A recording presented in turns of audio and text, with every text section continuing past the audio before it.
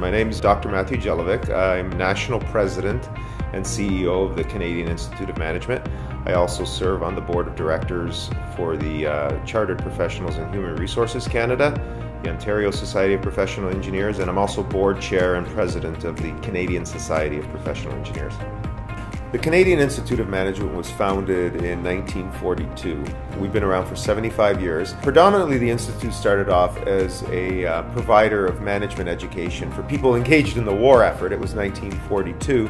But over the years, the Canadian Institute of Management became a broader institute that was predominantly associated with offering management courses, but also professional certification.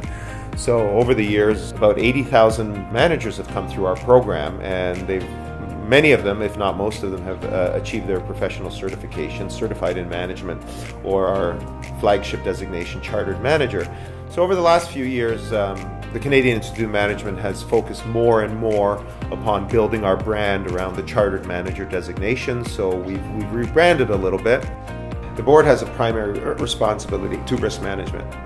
And some boards set up specific risk management committees, or others have task forces, or there may be some level of management within the organization that specifically addresses risk and reports into the board. Now, risk is important to assess because anytime an organization, large or small, public or private, moves into a different field or changes its strategy or decides to embark on a new business venture, all elements of risk should be analyzed clearly, concisely, and thoroughly, and that should report into the board.